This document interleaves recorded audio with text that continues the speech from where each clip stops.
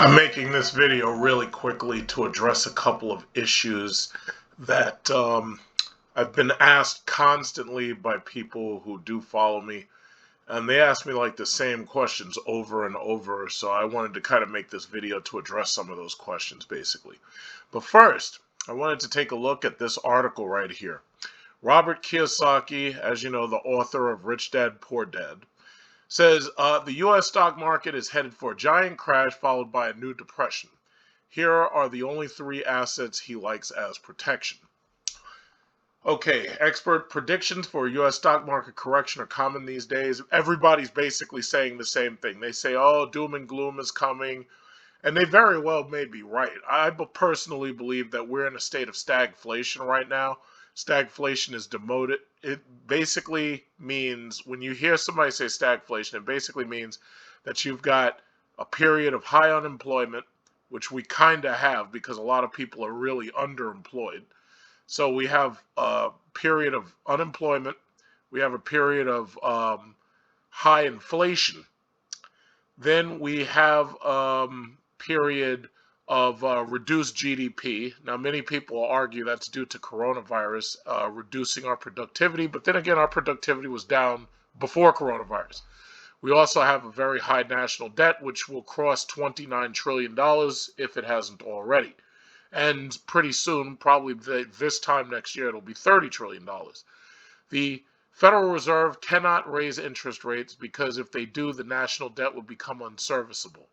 So now you've got a multi-pronged problem where the interest rates are at their lowest. We've had prolonged low interest rates, and that is ultimately causing our inflation. The Federal Reserve cannot raise interest rates because that would make the national debt unpayable. So it's a big problem, basically. So Kiyosaki says that there's three assets that he thinks are his hedge against inflation. Now, mind you, this guy is already worth $100 million because, first of all, he's owned a couple of businesses. He started a couple of businesses. On top of that, he wrote the book Rich Dad, Poor Dad, which pretty much everybody has read. So whether or not he actually does invest in these things, it's irrelevant. The guy's got $100 million. Hell, if he only had $10 million, it wouldn't matter if he invested or not. It's easy for people to talk about this stuff, but it's a whole nother thing for them to actually put their money into it. Now, do I know if he's putting his money into it? No, I have no idea.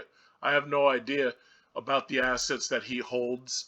And, I guess you just have to go on his word if he tells you what he holds. He's suggesting right here, he's suggesting Bitcoin, which pretty much all of these internet gurus are basically suggesting. They've been telling us since 2018 that Bitcoin was going to $1 million, and then they revised that number when they realized that wasn't going to happen. Now they're saying Bitcoin's supposed to be $100,000 eventually, and right now I think Bitcoin is still down. It was higher, but right now I think it's 62,000. It was sitting around 61 and 60 most of today, but it's at 62,000 right now. I do believe that as we move towards Christmas, the price may increase, maybe back to the high of 65, might even possibly get to 70. But all of that speculation, I can't base that on anything. What I do know is that all those people who said it was going to be $100,000 by the end of the summer were obviously absolutely wrong. What I do know is all those people who said Bitcoin was going to be $1 million by now back in 2018 were obviously wrong. He says, I love Bitcoin because I don't trust the Fed. Well, just because you don't trust the Fed doesn't necessarily mean that this is the asset that's going to do really well. I don't see the, way that one thing leads to another. But anyway, many consider the rise of Bitcoin a reflection of people's growing distrust in fiat money. Unlike fiat currency, Bitcoin can't be printed out of thin air. Instead, the number of Bitcoins is capped at 21 million by mathematical algorithms. Guess what also cannot be printed out of thin air? Houses. Guess what also can't be printed out of thin air? Precious metals. Guess what also can't be printed out of thin air? Well, for the most part, Stocks and bonds can't be. Now, I won't talk about bonds because of the Federal Reserve lowering the interest rate, bonds aren't doing very well. But as you know from my stock market videos dating back as far as you want to go, the simple fact is stocks have been a good way to accumulate wealth, and they also have been a good way to accumulate passive income through dividends. Bitcoin pays no dividend. There are a couple of Ponzi schemes out there that promise to pay you something if you buy and hold their Bitcoin, but for the most part, they're just trying to pump the market. So it says, or you can buy Bitcoin directly. Today, many exchanges charge up to 4% in commission. I've also noticed that the Bitcoin fees have gone up. So there's a lot of people who try to use other cryptocurrencies like Bitcoin Cash and whatever else they can use in order to avoid the fees that it comes from actually using Bitcoin. From the very beginning, Bitcoin was only good for making large purchases after its value increased past $100. And then it went up to like $500. It was only good for making large purchases. It was never good for making small purchases. If you're going to put your money into something, you expect to be able to take it out when you need it. Like if I need medicine tonight, I expect to be able to take my debit card or my credit card. I expect to be able to go and buy some medicine. I don't expect to have to wait 30 or 40 minutes for a transaction to clear or something like that to buy something small. That doesn't make sense. Most people buy Bitcoin are speculating on the price, and therefore they're holding it indefinitely, which basically is one of the things you kind of have to do with most investments now. He also suggests gold. Me personally, I know gold is a precious metal. I know gold is extremely useful. It has intrinsic value, unlike Bitcoin.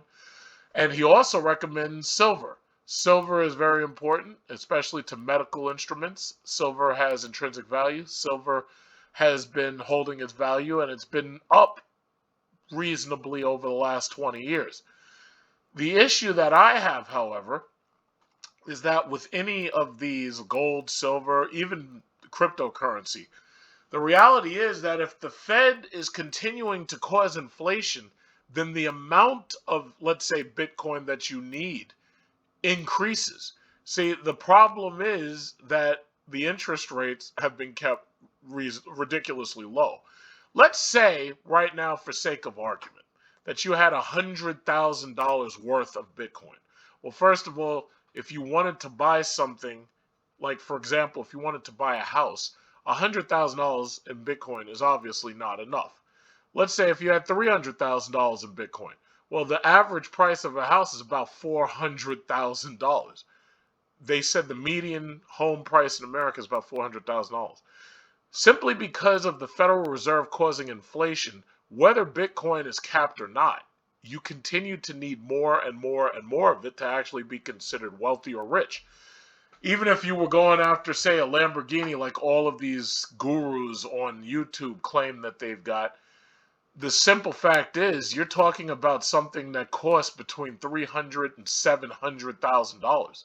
So unless you're a millionaire in Bitcoin, it's not happening. And in order for you to be a millionaire in Bitcoin, you would have had to go back to a time when it was dirt cheap, and you would have had to invest thousands of dollars into it, which back then probably you wouldn't have done.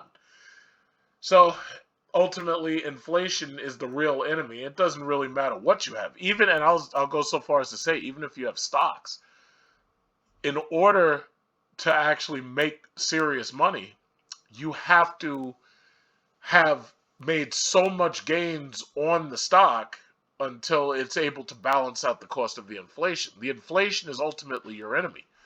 As long as inflation continues, the amount of dollars you will need continues to grow, which also means the amount of cryptocurrency that you would have to make gains on continues to grow. So even without bashing Bitcoin or even without bashing gold or silver, all I can say is the inflation is going to make it so that it doesn't matter how much of it you have, you're still going to be behind. That's what we call beating the price of inflation. That's one of the reasons why everybody rushed out and purchased a house. Now that the interest rates are lower than 3%, you can get a 30-year mortgage for like 2.85. That alone is a win if you're able to. Oh, by the way, let me mention this. One of my family members did what I told her to do, and she refinanced her house and is going she's getting like three things done simultaneously. She's reducing her interest rate. Her time period is actually increasing. The loan term is increasing because I think she's taking out a little bit of cash. But on top of that, there's somebody's name on her mortgage that she's getting rid of off the mortgage. Consider it a divorce, like Arnold Schwarzenegger said in Total Recall. Consider that a divorce. So anyway, I'm very glad that she is doing this. I'm very glad that she was able to use the person who I recommended her to.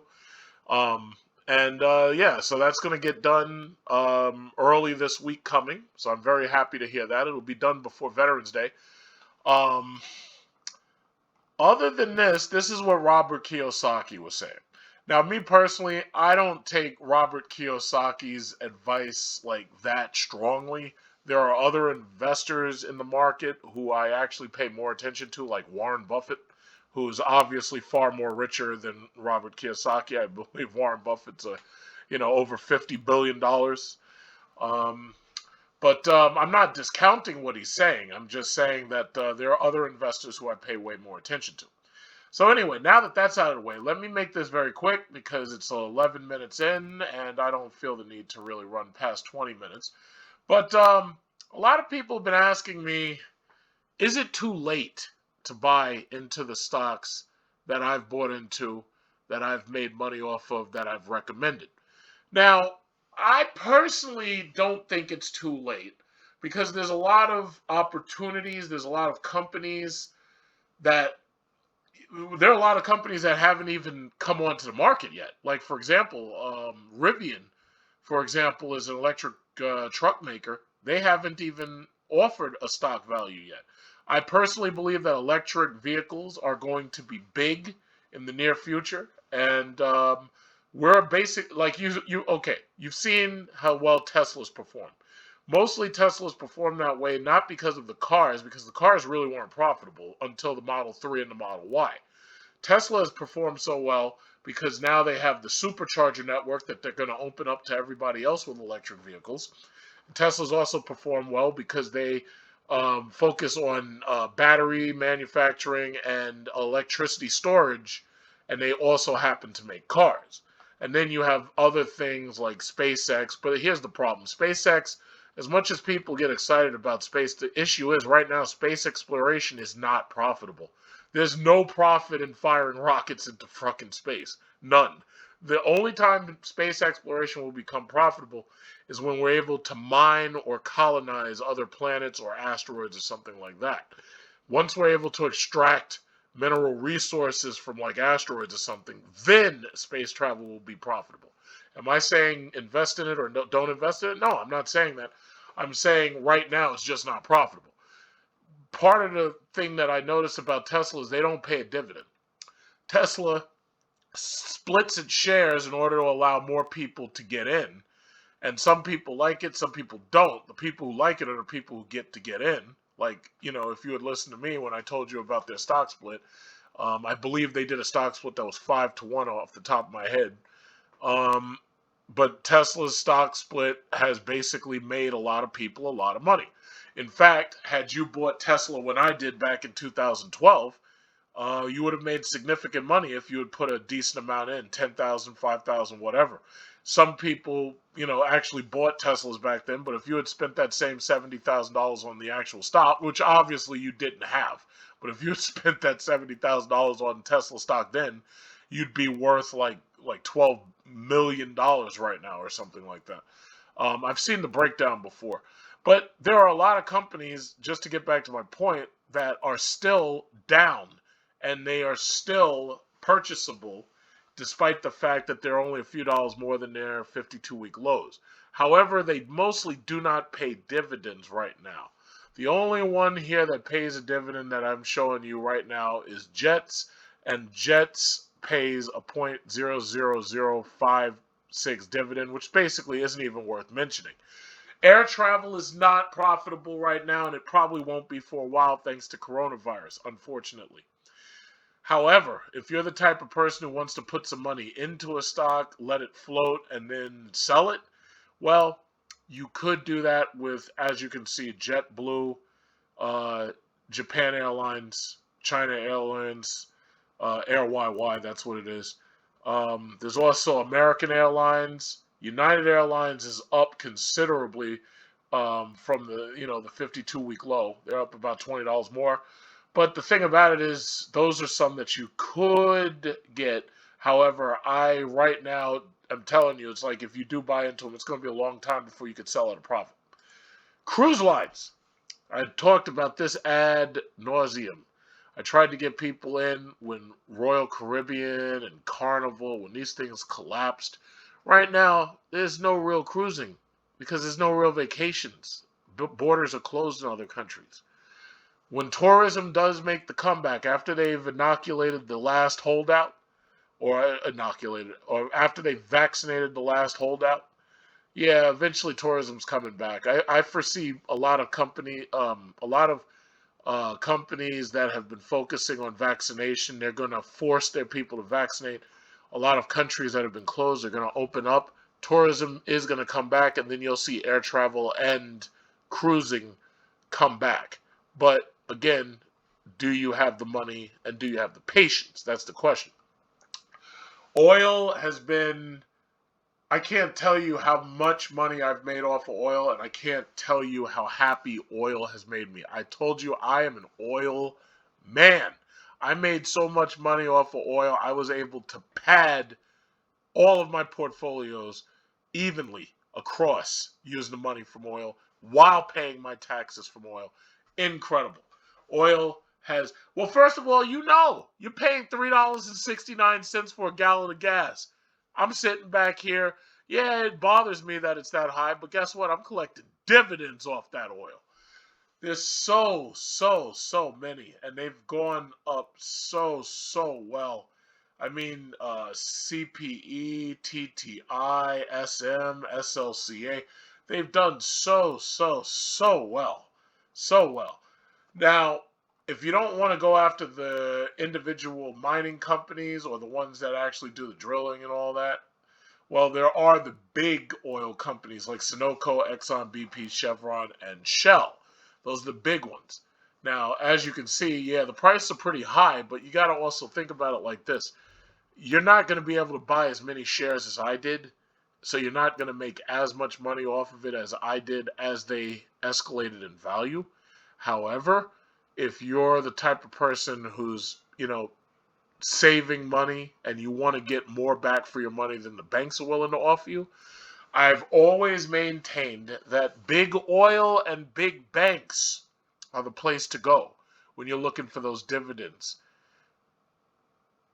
Capital One, Wells Fargo, Bank of America, Santander, which is a shitty bank, by the way, JP Morgan Chase, Citigroup, Citibank, and then Toronto Dominion Bank, TD Bank, ISBC. I bought as many shares as I could out of these companies, these banks, these corporations. Each and every single one of them pay a dividend. Each and every one of them is going to be around for a long time. The reality is, it doesn't matter what happens with the economy. People need the banks. Who do you think is giving out these loans? Who do you think is giving out the loans for all these cars that you see on the road, these new cars, these used cars? Who do you think is giving out the loans for these houses? Even if you have third-party lenders, where do you think they're getting the money from? They're getting the money from these banks, yo.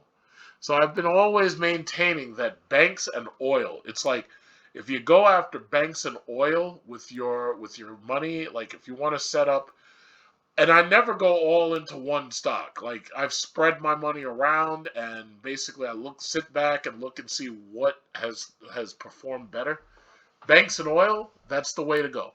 When you go banks and oil, you don't have to worry. You really don't have to worry.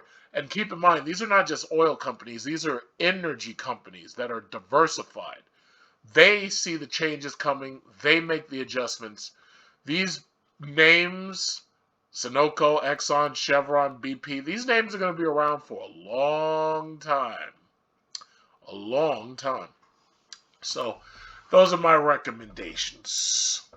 Now, as for straight up tech and dividends, I had set up this list for you of the better dividend payers that I purchased myself.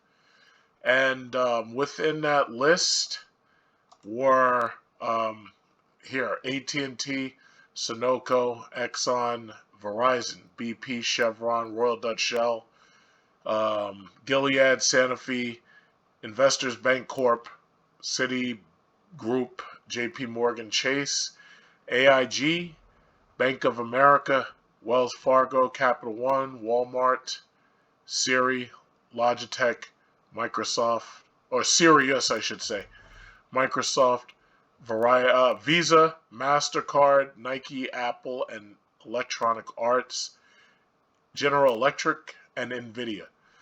Now, in just my YouTube portfolio that I use to teach and explain my strategy, as you can see, the bulk of my best performers were NVIDIA, Microsoft, and SM Oil. So I spent, what, $1.90 times 100. I spent less than $200 on SM Oil, and that $200 made me $3,514. Then, as you can see, NVIDIA. I was trying to tell you to get shares from NVIDIA before they did the split. As you can see, I'm up $1,673. Now, mind you, the video card that I bought from NVIDIA, my 3090 FTW3, was $1,955 with tax. So that was like $1,799 MSRP. So I've almost made back the cost of my video card with just my NVIDIA stock. Then there's Microsoft. I was telling you to get as much as you can from Microsoft. Microsoft very well might do a split eventually. So if they do, this 10 shares is going to change into something else. This isn't all the Microsoft I have because I have a Charles Schwab account. But Microsoft has been performing very, very well. I think right now they're the biggest company in the world. They surpassed Apple, which I'm surprised that Apple was number one beyond. I'm surprised Microsoft didn't hold that spot in forever, considering what they sell. But Microsoft changed the rules. What they did was they started putting everybody on subscription services. So if you play your Xbox games, you got to pay them. If you use Microsoft Office, you got to pay them. And if you don't pay them, your office got to pay them. If you play freaking Microsoft Flight Simulator, you got to pay them. It's a damn shame. But the bottom line is Microsoft is profitable. Regardless how they did it, they're extremely profitable. Then, as you can see, Berkshire Hathaway B. I have, 10 shares of that now. I don't know if in, let's say, 10 or 20 years, what Berkshire Hathaway B will look like. I doubt that it's going to perform as well as Berkshire A, which is right now $450,000 per share or more. It's high. But the reality is, wherever Berkshire Hathaway goes, it's going to take me there with it. Now, thus far, I've only profited $29 off of the shares that I bought in this portfolio. But I'm not really thinking about it because it's one of those things where you kind of put money into it and you just don't look at it. Like most people will tell you that. They'll say, don't look at it. Just ignore it. Just put your money in and don't look at it. And some people will be like, yeah, but that sounds crazy. And I'd be like, well, listen, okay, fine. If you're going to look at it 5 years from now. Look at it 10 years from now. Look at it 15 years from now. It took a long time for Berkshire A to get to where it is now. So, who knows? Stellantis, Ford, Citigroup. As you can see, the bulk of my money gains that are, well, let's see, $1,000, whatever. The bulk of that are these stocks right here. I'm only really looking at the ones where it's $1,000 or more. But as you can see for the gains, the only one, I'll say this, the only one that I'm relatively low in is candy. And as you can see, I'm down $466. Now, a pessimist would look at that and be like, oh man, I can't believe I'm down $456 to $66. I'm almost down $500. But guess what? I got 200 shares of this. So when they get all of their stuff together, that 200 shares, I'll say 1 or 2 years from now, this is not going to be in the red.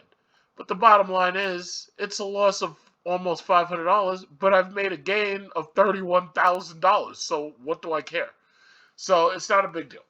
But um, for right now, I'm just going to hold it. The market value is still $908. I'm not selling at a loss. I will hold on to it and watch the Chinese start building electric cars.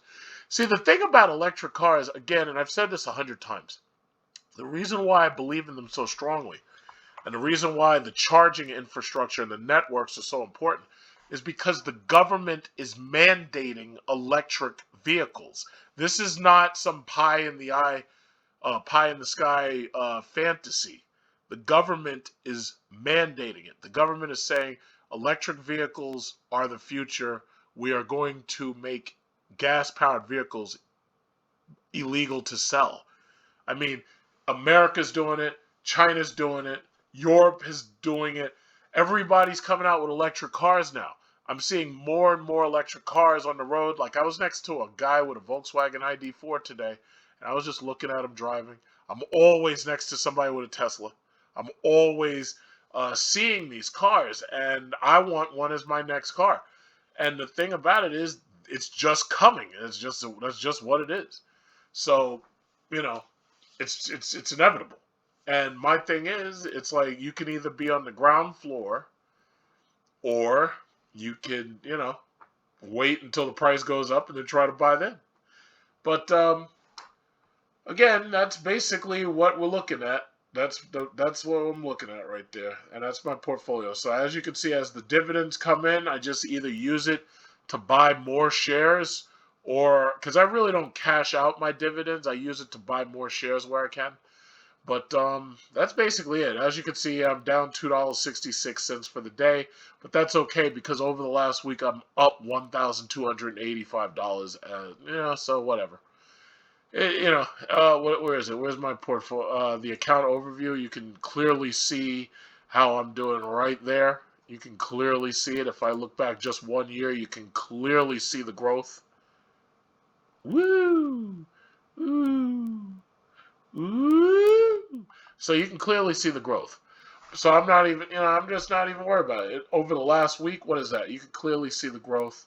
The growth, 29,650, and right now it's 31,288. So again, I'm not even worried. But I hope I answered the questions. If you want a brokerage account, TD Ameritrade, Charles Schwab, E-Trade, it's up to you which one you get. For the most part, it's free. It'll take you less than an hour to sign up for it. It's free. They used to, when I was with Scottrade, they forced us to have a $500 minimum deposit. For the most part, Robinhood basically forced everybody to reduce their minimum deposits to either zero or something small. And Robinhood also basically made it so that individual trades are free. But what ends up happening is they pay for that with what's called order flow. So that's just it. That's all I got to say. I'm done. And I ended up running to almost 30 minutes, I see. But I guess that's just what it is. So hopefully I answered your questions. And I will say this one last thing. Peloton recently declined in value very quickly. There was a story about Peloton very recently. Peloton misses expectations in latest financial report, blames Apple. First of all, we all know that people who get gym memberships, typically everybody gets a gym membership, unless you live next to a gym or unless you're addicted to going to a gym, chances are you're going to have a gym membership that you're not going to use. And that's just the reality. Now, Peloton is selling a fucking exercise bike that's between $1,500 and $2,500, and they have a subscription fee that's about $13 a month on top of the price of the bike. My question is, how do you think that they're going to blame Apple when in reality the shit is just really expensive? Now, I'll tell you right now, if I could, I would get one of those, I wouldn't get a Peloton exercise bike, no. I would get a treadmill, and it would be a nice, big, beefy treadmill that can handle running on it and can handle, the stress of having sex. And then the other thing is, I would want it to have some type of warranty where the guy comes to your house and repairs it just in case the motor burns out or just in case you break it or something. And that to me would kind of be worth what Peloton's asking. But here, these motherfuckers have got you on a exercise bike that they're charging like $2,500 for, and they wonder why they're losing money. It's because these people who were stuck at home during the pandemic, they ain't interested no more in exercise bikes. And the bottom line is they're down because these people, just like they stopped going to the gym, these people stopped riding them bikes. And I guess sooner or later somebody thought about it and they're like, wait a minute, this fucking thing is $13 a month to ride an exercise bike? What's to stop me from simply taking a flat screen television, putting it in front of me on the wall, and just watching YouTube videos where people, like, look how easy it is to go on YouTube and to just have a flat screen TV and just, look up exercise bike workout, and the video, there's like 100 videos of people doing this. Why the fuck do I need Peloton for that? Like, why am I paying y'all $13 a month? There's nothing that you're offering me that I can't get from my Apple Watch and YouTube. So, and if you could do it with an exercise bike, you can do it with anything. You could have a rowing machine, and I'm sure they have rowing machine videos. I'm sure they have treadmill videos. It doesn't make sense. And they want to blame Apple that their stock took a shit? Like, it doesn't make any... Where is it? Peloton stock. They want to blame Apple that their stock just took a shit. It doesn't make sense. Look at that. Look at the shit that their stock took. It went from $86 to like $59, and right now it's at like $55. Like, this stock is like me in the morning, and I go to my toilet and I sit on the toilet and take a big dump, and then that's what their stock did, and they want to blame somebody for that. So what am I saying? There are a lot of stocks that got really big during the pandemic because people were spending money like crazy. The speculation was going like crazy, so forth and so on. So the reality is, there are certain stocks that are so overvalued that you really kind of should stay away from them. My recommendation, if you stick with banks and oil as the basis of your portfolio, I don't think that you're going to be upset. I really don't.